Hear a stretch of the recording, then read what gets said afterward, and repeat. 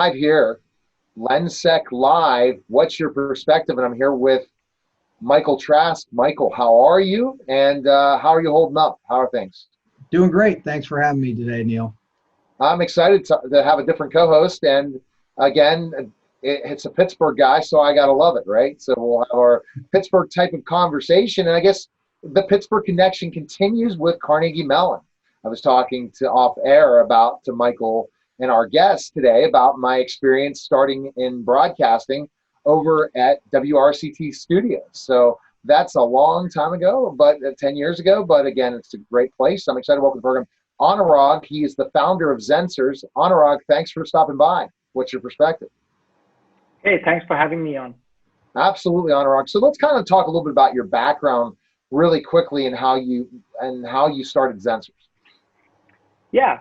So, as you mentioned, I'm from Carnegie Mellon. I did my undergrad and master's degree from Carnegie Mellon. It's a unique combination where I did technology and computer science, but also interaction design and understanding how people interact with technology. A lot of what we're doing at Zensors today actually comes from this unique intersection of the two. So AI has been around. AI has been the talk for a lot of people in a lot of different vertical markets today. And I think the biggest questions that we saw around AI is the complexity and the challenges around really understanding it and getting people to use it and adopt it. It's a scary thing for a lot of people. They think of artificial intelligence as something that, is a little bit beyond their reach if they've never really studied computer science or taken, deep statistical or machine learning education. Part of our, experience around how people understand and interact with technology comes from this research and this concept of really understanding what makes technology accessible and usable. So how do you take a complex topic such as AI, but make it, palatable or make an experience around it such that anyone in the world around us can interact with it, not having to worry whether it's AI or not. And so a lot of that led us to some research around new AI developments that were happening in computer vision in specific, and making it possible for people who have never done anything in computer vision to start playing with the capabilities of computer vision. And a lot of that research work ultimately led out to what today is Zensors, where we have a platform that anyone can walk up to and start using and start creating new capabilities using their existing camera systems, all empowering an average user to author and create AI without really knowing what AI has to be or really understanding the deep technical details behind it. So Anuraag, you mentioned human-machine interaction, and that's obviously a big thing that you, with your experience at Carnegie Mellon, and then Zensors got started, if I'm correct, is from the Carnegie Mellon Business Incubator. Is that correct? That is correct. And how long has Zensors now been in business, or since you were founded? So it's been about 2 years. We were founded with the help of the Schwartz Center for Entrepreneurship at CMU. And then a lot of the first sort of early part of the company was just taking the fuzzy ideas and things we had done in research, but actually coming up with, a consumer grade product and a consumer grade experience. Research is one thing, but building a product that is usable in the market there's a fairly large gap between the two. It's not just that if you have the research, hey, you can put it out there. And so a lot of time was spent on building that experience that we have today, and getting the product sort of showcase ready and usable. And then really we've been putting it out into the world over the last year. So that's kind of been our journey so far. So that's just an interesting part of you talk about the creativity. You figured out, you learned certain things about AI, saw what works, and then came up with a product idea. How did that kind of finally come into place and saying, okay, this is what I want to do. This is what I want Zensors to be. So I think from a lot of that was actually inspired by my background even before Zensors. A lot of the work that I have done in technology, and the work that I've done in building, infrastructure at previous roles that I had was around taking complex cloud infrastructure concepts, complex concepts around, the cloud services that are very popular today, but making them easy to use for newcomers, for people who've never worked in technology or who are just trying to get up to speed with learning how to write code and learning to start machine learning. So a lot of that was making complex things easy. And I realized that, as time goes on, technology becomes more and more sophisticated. What is, state of the art today becomes table stakes tomorrow. But really what remains a big challenge is not what computers can do, it's what you do with them, right? And so part of that inspired me to think with Zensors, okay, there's all this AI and people can use it, but really, what do people want to do with it? How do people want to use it? And I think that was, a lot of what we've been building over the last year and a half is the functionality and capabilities that, yes, let people create these AI modules on their camera systems, but also putting the building blocks together for how they can start using them to drive the business or to drive operations or to create new customer experiences. Yeah, and Anuraag, I think what's very interesting with your background and your colleagues' backgrounds in the human machine interfaces, yeah, you've got the AI, but sometimes it's like, oh, that's great, but people are scared, right? Well, I don't know, I'm not going to know how to use that, or so making it, presenting it in a way that's very easy to use, intuitive, so that it can be adapted by the masses, right? Adopted by the masses. That's kind of the unique perspective that you guys are bringing to the equation. Yeah, absolutely. And that was one of the core tenets from the beginning, is how to make this AI walk up in use. Like, most platforms out there that allow you to build machine learning are very technical in nature. They expect you to know what like precision recall curves are, or they expect you to know, how to define a training set versus a test set. These are terms that, the average person who's never done machine learning is afraid of. They don't know what these things are, and they're afraid. You also hear all these other stories where AI has, bias and problems and does things that, it's not supposed to. And a lot of those are not problems with the AI. It's just a problem with, how you sort of construct these algorithms. And so one of the core tenets for us was make it, really simple so that you don't have to know or worry about these aspects. And then, plug all the gaps in the back where if there's inaccuracies or inadequacies, the system will alert us internally and even sometimes auto fix itself, or alert the user back, suggesting that what they've created is not functioning as expected and they need to change that up. You talk about the how easy it is to use this technology, because everyone, when they think about specifically technology, especially AI, everyone gets like, I don't know if I could use this in my business. I don't know how I could use this because I don't want to think about things, especially when we're talking security, physical security. So can you demonstrate and show us the technology? Yeah, absolutely. I could probably just do a quick demo to show you how easy it is. We can just take a camera that's out there in the wild. We often like to pick, public cameras that are available to everyone, so that you can actually see that we're running this on something that's truly out there and not, a special situation that we set up. And then I can walk us through how this might add a ton of business value for someone. Right. Okay. And then Michael and I might just jump in because it's a description by demoing of describing it for our listeners, not just viewers. That's a very important part of it. Yeah, absolutely. And so, first big thing from a usability tenant is to be completely cloud-based. I know that's something that LENSEC does really well as well, but a lot of security and modern applications are, specifically designed for a single OS or a single desktop. If you want to make things easy, you got to meet the users on what they're familiar with. And the browser is really what everyone is familiar with, right? And even more, it's the cell phone. So web and mobile is the way to go to start off. But yeah, more particularly with Zensors itself, the idea is you can plug into your cameras really easily. So we can hook into your VMS, we can hook into your cameras itself. We're not designed to be a video storage solution as such. So, we're not trying to replace an existing VMS system or an existing video management system. We just connect to it and we provide the intelligence layer.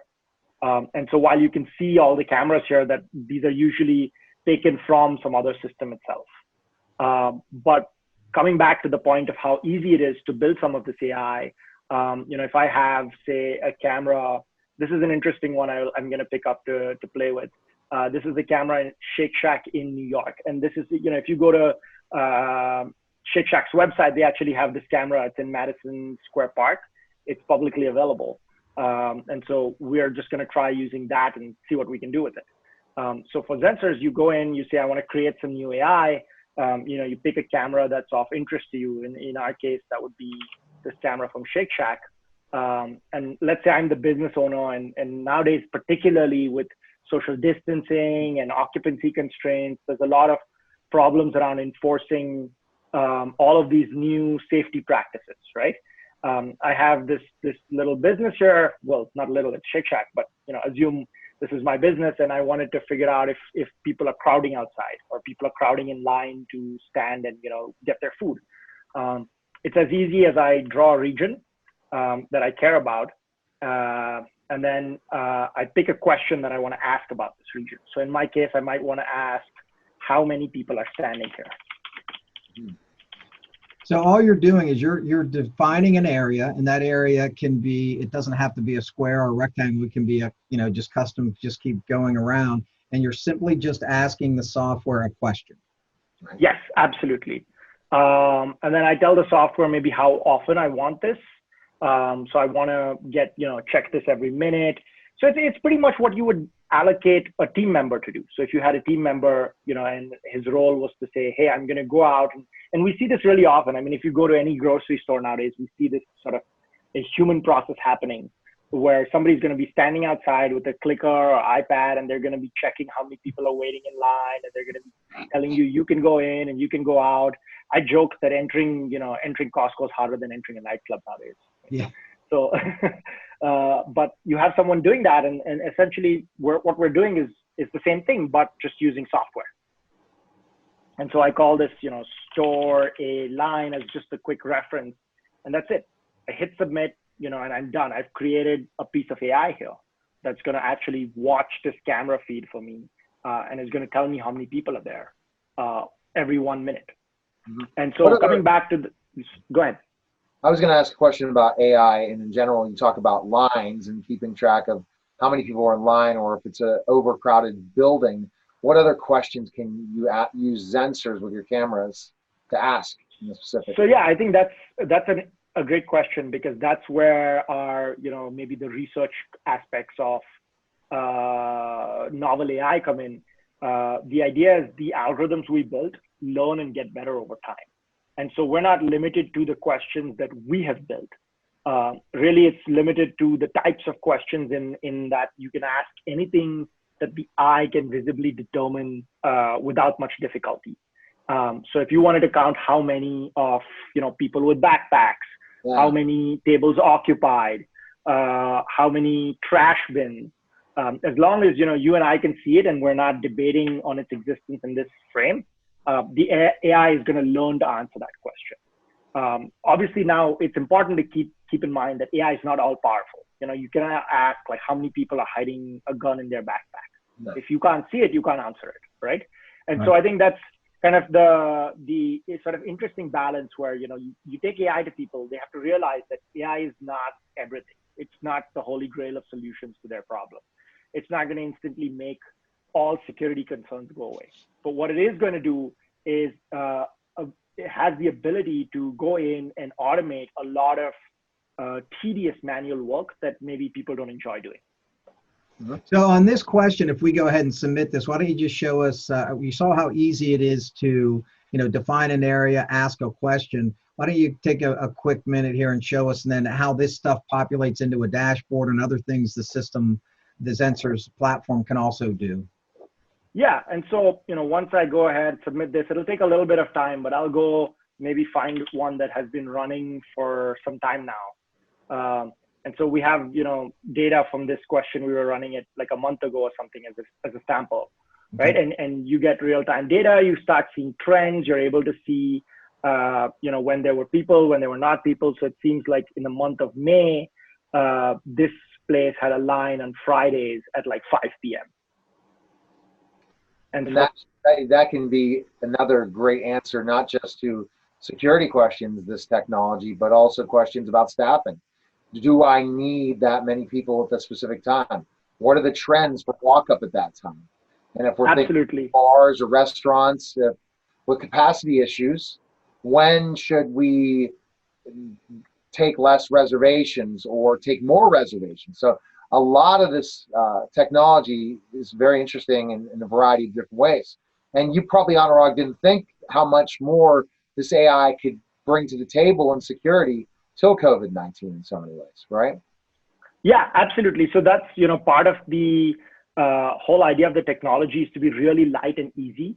Again, coming back to this concept that we want to make it, really simple for the average person. If you come and tell them you need to plug in, this appliance, and you need to configure this networking, and you need to configure all these layers of like compute that go in, that's not an easy experience of getting onboarded to AI.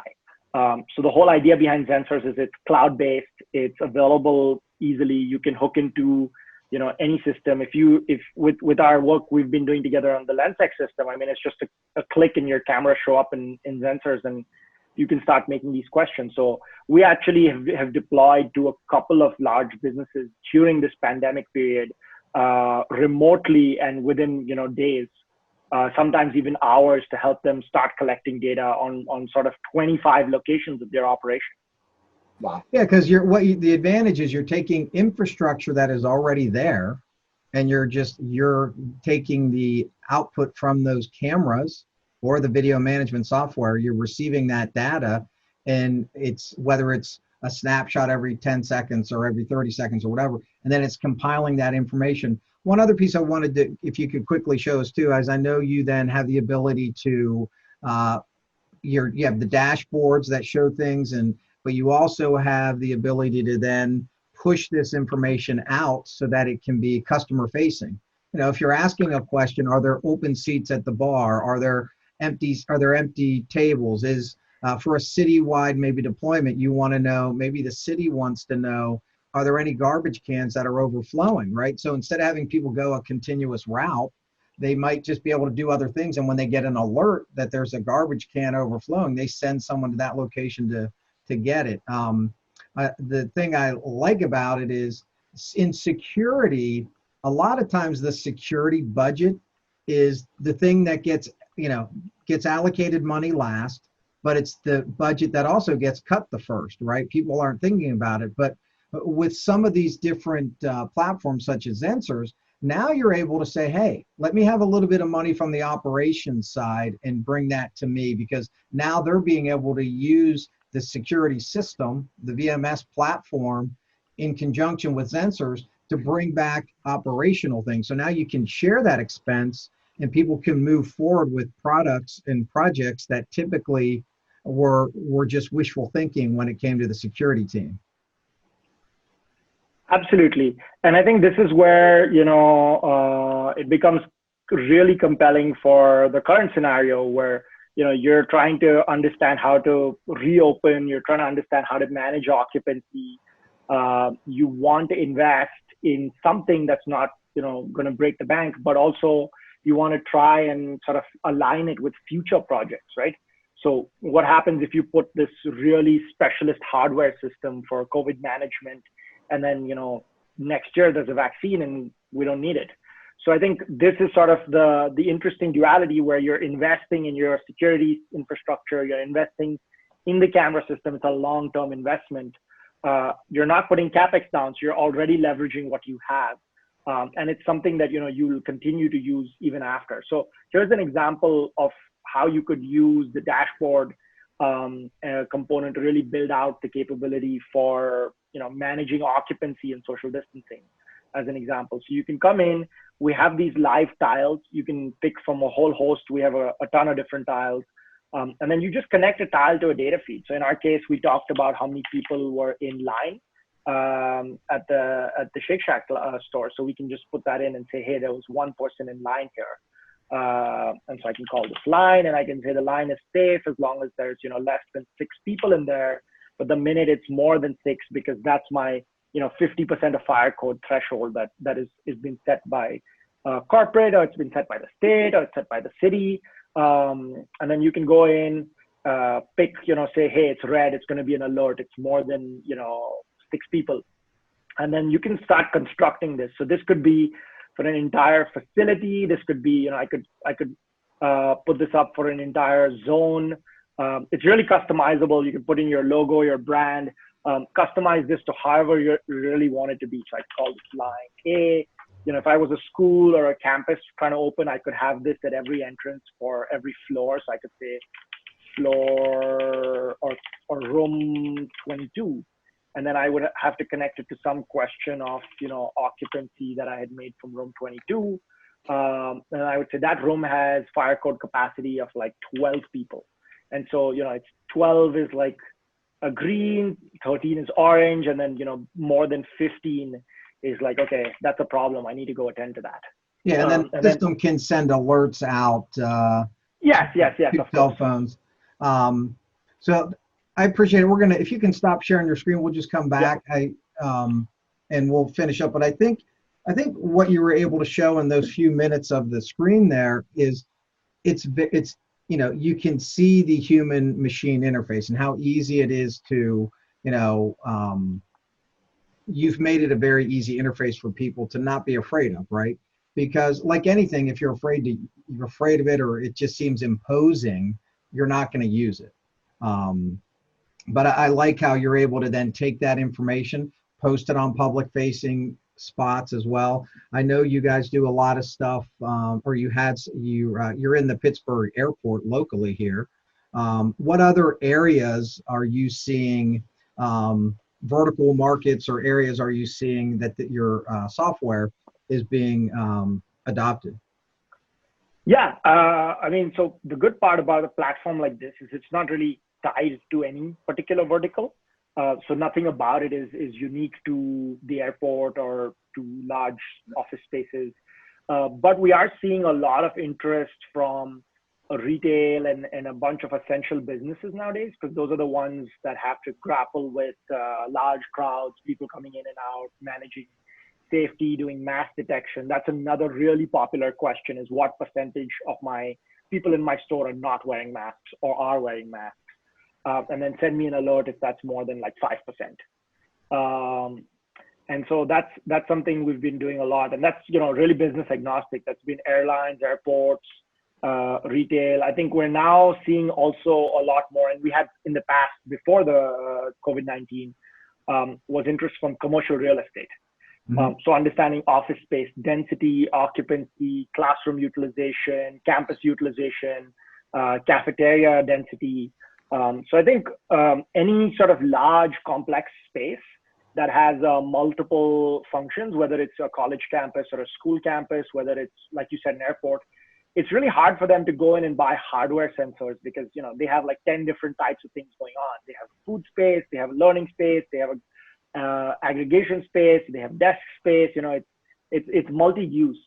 And then one of the big things for Zensors is that we're sort of use case agnostic to that sense.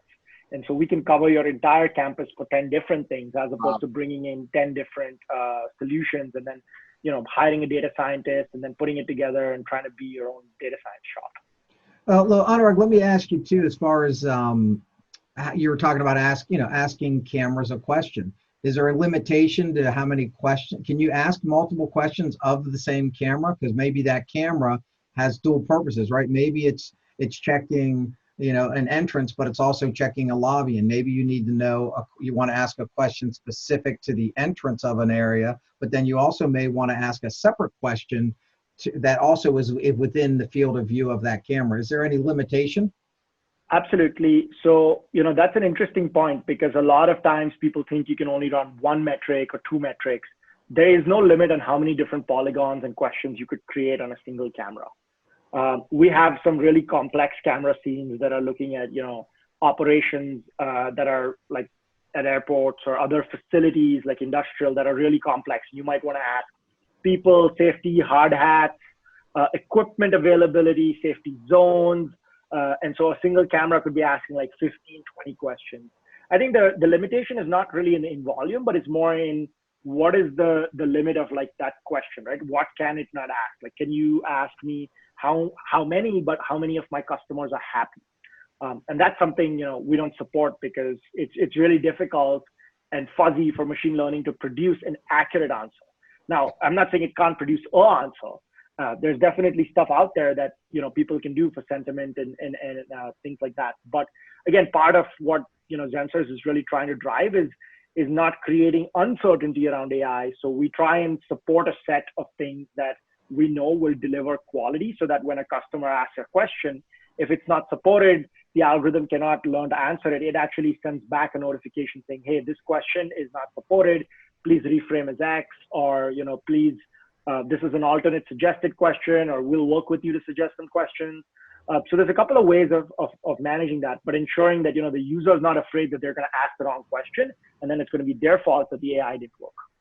Well, and one real thing before, throw back to Neil, just to confirm what you said. So you can do, you were mentioning what percentage of people are wearing face masks. So it can detect just simply if someone is wearing a face mask or not wearing a face covering.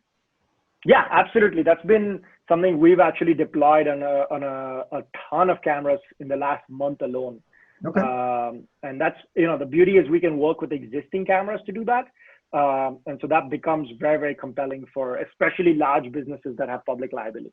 Right. Okay. So now, speaking, and we've talked about masks, we've talked about social distancing. What do you see the trends with your product moving forward with COVID-19 and? Yeah, so I think, the mask and social distancing stuff is here and now, but I think eventually that's gonna, go away or gonna win out.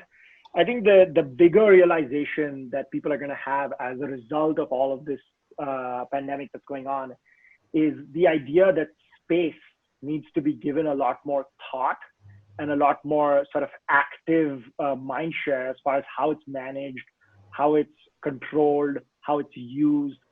We have trillions of dollars of real estate, commercial real estate that's sitting empty today. Most sort of large Class A commercial buildings just are operational, but nobody's going in. So I think that's sort of a lack of emphasis on having put in such systems that allow us to say, okay, something happened, just dial it down, turn the knob, only 20%, we're safe, we have the metrics, we know it, people are alerted, it's somewhat automated. I think, we do that in a couple of other types of industries and verticals, right? Like automated manufacturing has all these controls. If you're, manufacturing line or some stage of your manufacturing line is running behind the schedule and your production is going to get delayed, it's going to trigger something, triggers down the chain and inventory slows down and then you have just-in-time inventory. But with the sort of commercial real estate, which is a huge aspect of our lives, right? Whether it's the malls we go to, whether it's the offices we sit in, or whether it's the school our children go to, why are we not sort of taking them with the same level of sophistication as we do these other processes? And I think that's the fundamental change that we're going to see.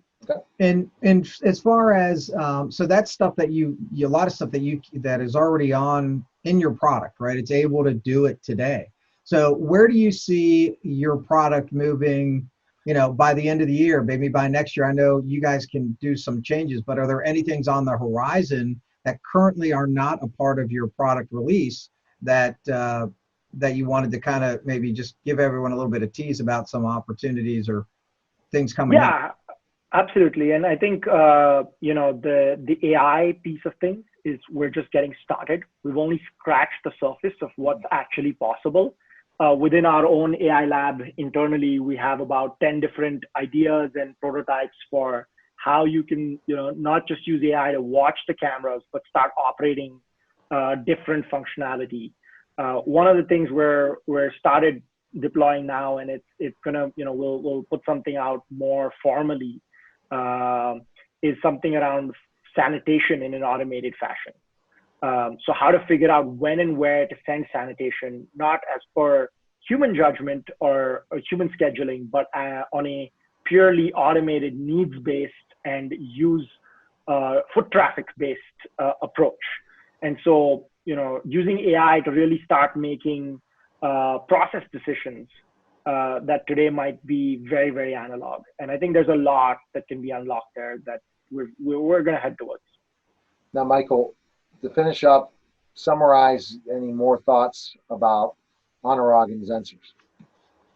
Well, I think it's a very obviously at LENSEC, we heard of you because I am actually in Pittsburgh and you're with Carnegie Mellon. We saw some information about your company, so we wanted to have conversations. And what we really were intrigued was just the ease of use, because our product, particularly at LENSEC, easy to use, intuitive, and we saw that with your product, obviously with the background that you guys bring to the equation with the human machine interfacing.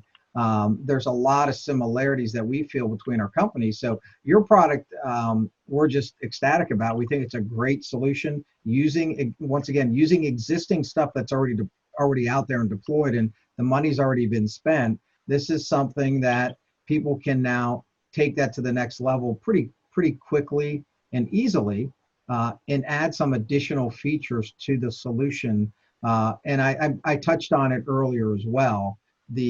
Now not just using it in the safety budget, but now being able to use it more for operations as well for some of these organizations to get them a lot of intelligence that's delivered quickly and easily back to the management team.